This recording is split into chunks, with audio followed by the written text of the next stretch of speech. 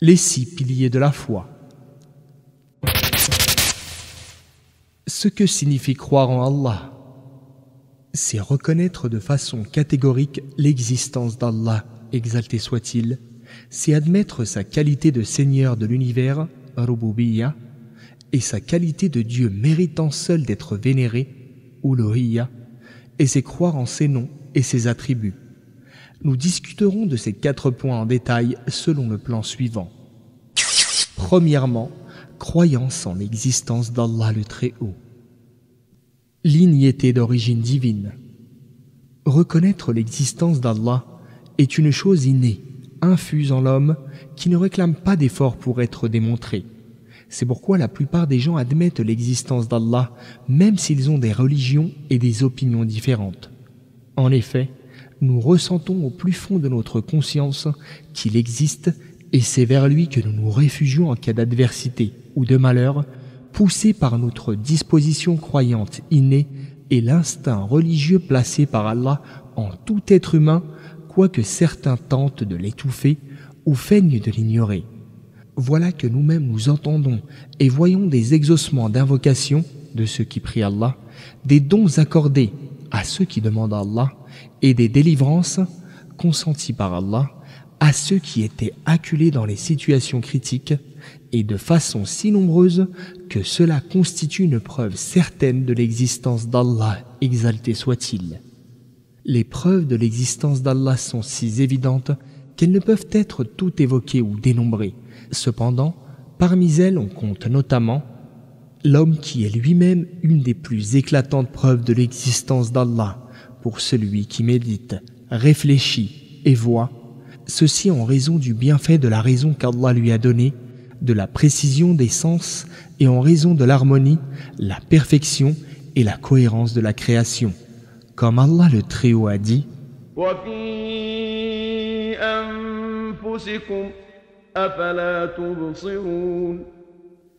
et en vous-même, il y a des signes. Ne voyez-vous pas? Les preuves de l'existence d'Allah sont si évidentes qu'elles ne peuvent être toutes évoquées ou dénombrées. Cependant, parmi elles on compte notamment chacun sait que toute chose existante nécessite quelqu'un qui l'amène à l'existence et que tous ces nombreux êtres vivants que nous voyons en permanence doivent avoir un créateur qui les a sortis du néant. Or, ce créateur c'est Allah, exalté soit-il. En effet, il est impossible qu'ils existent sans avoir de créateur, tout comme il est impossible qu'ils se créent eux-mêmes, car une chose ne peut se créer elle-même, comme Allah l'affirme dans sa parole.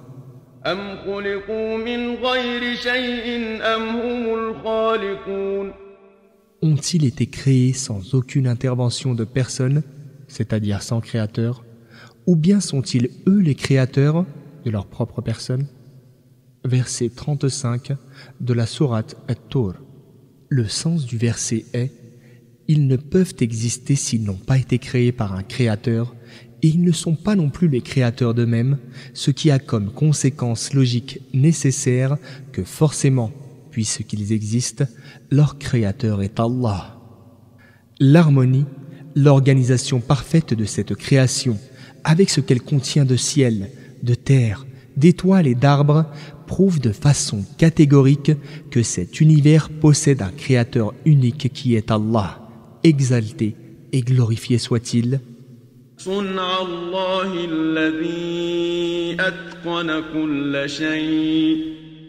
Telle est l'œuvre d'Allah qui a tout façonné à la perfection. Verset 88 de la sourate Les Fourmis. Considérons par exemple ces astres et ces étoiles qui voguent selon une mécanique céleste immuable qui ne se grippe jamais, tandis que chaque astre court dans sa propre orbite sans en dévier ni s'en échapper. Allah le Très-Haut a dit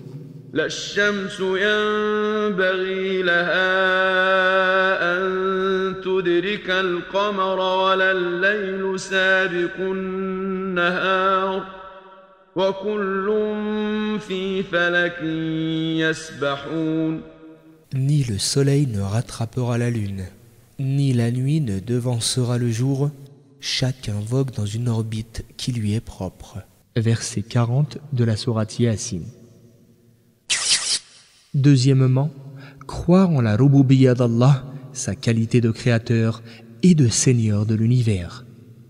Ce que signifie croire en la rububiyya d'Allah, cela consiste à reconnaître et croire de façon ferme qu'Allah le Très-Haut est le Seigneur, le Maître, le Créateur et le nourricier de toutes choses, qu'il est celui qui fait vivre et mourir, celui qui peut apporter bien ou mal, celui qui détient le pouvoir total, qu'il est la source de tout bien, qu'il est capable de toutes choses et que personne ne partage avec lui ses qualités. Cela revient donc à reconnaître qu'Allah est le seul à pouvoir agir comme lui agit, c'est-à-dire que seuls ses actes à lui sont réellement efficients sur la création.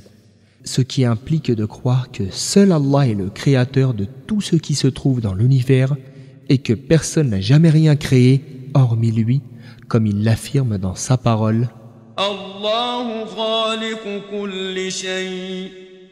Allah est le créateur de toutes choses. Verset 62 de la sourate Les Groupes. Quant à la création opérée par l'homme, elle n'est qu'une transformation d'un état vers un autre, un assemblage et une combinaison et choses de ce genre, mais ne constitue pas un véritable acte de création ou une fabrication à partir du néant ou une résurrection après une mort. Il est le seul qui pourvoit la subsistance des créatures et personne d'autre que lui, comme affirmé dans la parole divine. وما من دابة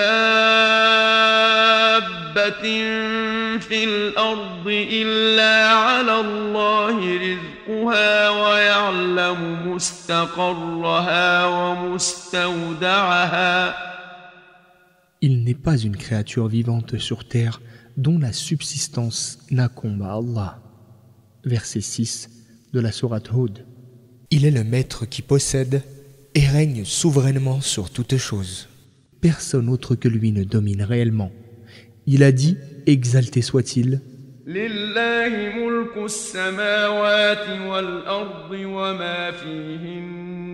Allah seul possède la royauté, détient l'autorité sur les cieux, la terre et ce qui s'y trouve. 120e verset de la sourate La table servie. Il gouverne toutes choses, et personne à part lui ne régit la création, et ce, conformément à sa parole.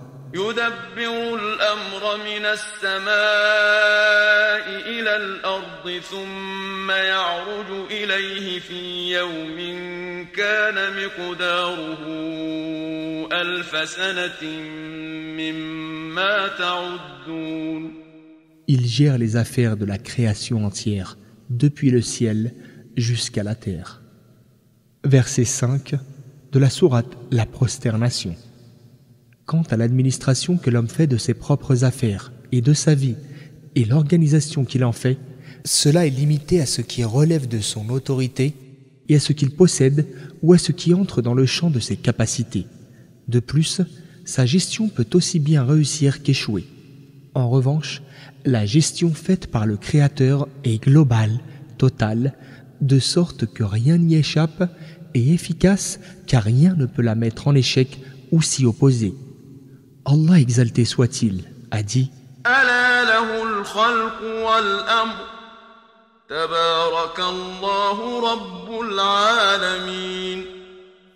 Oui, la création et le pouvoir, l'autorité suprême, lui appartiennent. Gloire à Allah, Seigneur de l'univers. Verset 54 de la sourate Al-A'raf. وما من دابة في الأرض إلا على الله رزقها ويعلم مستقرها ومستودعها. Il n'est pas une créature vivante sur terre dont la subsistance n'incombe à Allah. Verset 6 de la sourate Hud. Les païens arabes du temps du messager d'Allah reconnaissaient la rububiyya d'Allah, sa qualité de créateur et maître unique de l'univers. Les mécréants du temps du messager d'Allah reconnaissaient qu'Allah est le créateur, le souverain suprême, celui qui gouverne la création et subvient à ses besoins. Cette seule reconnaissance ne suffisait pas pour qu'ils soient considérés comme ayant embrassé l'islam. En effet, Allah le Très-Haut a dit: وَلَئِن سَأَلْتَهُم مَّنْ خَلَقَ السَّمَاوَاتِ وَالْأَرْضَ لَيَقُولُنَّ اللَّهُ. Si tu leur demandes qui a créé les cieux et la terre, alors certainement ils répondront Allah. Verset 25 de la sourate Luqman. C'est insuffisant, car quand on reconnaît qu'Allah est le Seigneur des mondes, c'est-à-dire qu'il est leur créateur et leur maître qui les pourvoit et les entretient avec ses bienfaits, on se doit de destiner son adoration à lui seul et à lui vouer en toute exclusivité sans rien lui associer en cela. En effet, comment concevoir que l'homme reconnaisse qu'Allah est le créateur de toutes choses, qu'il gouverne seul la création, qu'il donne la vie et la mort, et en même temps qu'il consacre une partie de ses actes d'adoration à autre que lui? C'est là l'injustice la plus hideuse qui soit et le péché le plus grave. C'est pourquoi Luqman dit à son fils, tandis qu'il le conseillait et l'orientait: وَإِذْ قَالَ لُقْمَانُ لِابْنِهِ وَهُوَ يَعِظُهُ يَا بُنَيَّ لَا تُشْرِكْ بِاللَّهِ إِنَّ الشِّرْكَ لَظُلْمٌ عَظِيمٌ. Ô mon fils, ne commets pas le shirk, c'est-à-dire ne donne pas d'associé à Allah, car le shirk est vraiment une injustice énorme. Quand on demanda au messager d'Allah, paix et salut d'Allah sur lui, quel est le péché le plus grave aux yeux d'Allah, il répondit: que tu attribues à Allah un égal en lui vouant des adorations comme à Allah, alors que c'est lui et lui seul qui t'a créé. Hadith rapporté par Al-Bukhari et Muslim. La croyance en la Rububiyya, en la toute-puissance divine, apaise les cœurs. Quand l'homme sait de façon certaine qu'aucun être créé ne peut échapper au décret d'Allah, car il est leur souverain, celui qui les gouverne conformément à sa volonté et sa sagesse, leur créateur à tous, tandis que tout autre que lui n'est qu'une créature faible et dépendante de son créateur, gloire à lui, et quand l'homme sait aussi que tout repose sur lui, exalté soit-il, en dehors de lui, il n'y a ni créateur, ni dispensateur de subsistance, ni personne d'autre pour s'occuper de la bonne marche de l'univers dans lequel aucun atome ne se déplace, ni ne s'immobilise sans son accord. Quand donc il sait cela, il se produit alors en son cœur un attachement envers Allah seul, et cela le pousse à confier ses requêtes à son Seigneur. Cela lui fait prendre également conscience de sa dépendance à son égard, ce qui a pour effet qu'il s'en remet à lui dans toutes ses affaires et qu'il est encouragé à aller de l'avant et à faire preuve de persévérance dans son rapport avec les vicissitudes de la vie qu'il traverse avec sérénité, détermination et ferme résolution, car dès l'instant où il a mis les chances de son côté en recourant aux causes nécessaires à la réalisation de son besoin concernant les affaires de la vie et en invoquant Allah pour qu'il réalise son souhait, alors de la sorte, il sera acquitté de tout ce qui lui incombait et dès lors, il ne ressent pas d'envie à l'égard de ce que possèdent les autres, car en définitive, il sait que tout dépend de la volonté divine, c'est lui qui crée et lui qui fait les choix. La foi en la toute-puissance divine apaise les cœurs. Proclamer l'unicité d'Allah et l'adorer, c'est cela la véritable signification de La ilaha illallah, point de divinité méritant le culte sauf Allah. Troisièmement, croire en la uluhiyya d'Allah le Très-Haut, sa qualité de seul Dieu a mérité les adorations. C'est croire fermement qu'Allah, exalté soit-il, est le seul à mériter toutes les formes d'adoration, que ses actes d'adoration soient visibles, extérieurs ou cachés dans le cœur. Nous réservons donc uniquement à Allah toutes les marques de vénération, comme l'invocation, la peur, la confiance, la demande d'aide, la prière, la zakat et le jeûne. Donc, aucun être adoré n'est vénéré à bon droit sauf Allah le Très-Haut, comme il est dit dans la parole divine. وَإِلَٰهُكُمْ إِلَٰهٌ وَاحِدٌ لَا إِلَٰهَ إِلَّا هُوَ الرَّحْمَٰنُ الرَّحِيمُ. Votre Dieu, Ilah, est un Dieu unique. Point d'Ilah méritant une adoration exclusive sauf lui, le tout miséricordieux, le très miséricordieux. Verset 163 de la sourate La Vache. Ici, Allah déclare que le Ilah, Dieu vénéré, est un Ilah unique, c'est-à-dire qu'il n'y a qu'un seul Dieu vénéré à bon droit. Il n'est donc pas permis d'adopter un autre Dieu pour le vénérer. Personne d'autre que lui ne doit être adoré. L'importance de croire en la uluhiyya d'Allah. L'importance de la croyance en la uluhiyya d'Allah apparaît au travers de divers points. Premièrement, la croyance en la uluhiyya est le but pour lequel les djinns et les hommes ont été créés, à savoir adorer Allah seul sans rien lui associer. En effet, Allah le Très-Haut a dit: وما خلقت الجن والإنس إلا ليعبدون. Je n'ai créé les djinns et les hommes que pour qu'ils m'adorent.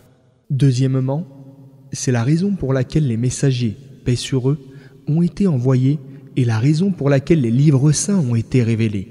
Le but de tout cela est la reconnaissance qu'Allah est le seul Dieu vénéré, légitimement, et le reniement de tout ce qui est adoré en dehors de lui, conformément à sa parole que voici: ولقد بعثنا في كل أمة رسولا أن اعبدوا الله واجتنبوا الطاغوت. Nous avons envoyé dans chaque communauté un messager pour qu'il leur donne: adorez Allah et abandonnez les faux dieux. Tarot. Verset 36 de la sourate Les Abeilles. Troisièmement, c'est le premier devoir qui incombe à l'homme, comme cela est confirmé par la recommandation du prophète, paix et salut d'Allah sur lui, à Mu'adh ibn Jabal, qu'Allah l'agrée, quand il l'a envoyé au Yémen, recommandation faite en ces termes: tu vas à la rencontre d'hommes appartenant aux gens du livre. Aussi, que la première chose à laquelle tu les appelles soit le témoignage qu'il n'y a pas de Dieu digne d'adoration sauf Allah. Hadith rapporté par Al-Bukhari et Muslim. Il faut comprendre: appelle-les à vouer exclusivement à Allah toutes les formes d'adoration. Quatrièmement, la croyance en la uluhiyya est la véritable signification de la ilaha illallah, point de ilah sauf Allah, car le ilah désigne le Dieu vénéré et donc le sens de la ilaha illallah est: il n'y a pas de Dieu vénéré à bon droit sauf Allah, et on ne doit consacrer aucune forme d'adoration à autre que lui. Cinquièmement, la croyance en la uluhiyya est la conséquence logique du fait de croire qu'Allah est le Créateur et le souverain suprême qui règne sur l'univers et pourvoit aux besoins de sa création.